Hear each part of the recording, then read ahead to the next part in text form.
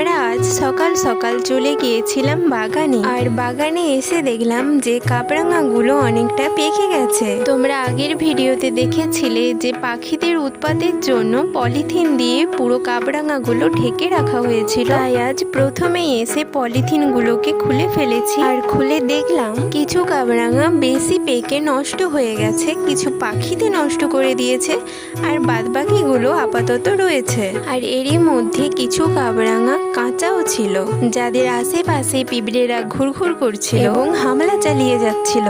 পাকাগুলো তুলে নেওয়ার জন্য এক ছুটে চলে গেলাম বাড়ির ভেতরে, গিয়ে একটা ঝুড়ি নিয়ে চলে আসলাম। আর এসে দেখো আমরা পাকা পাকা দেখে কাবরাঙা তুলে নিচ্ছি।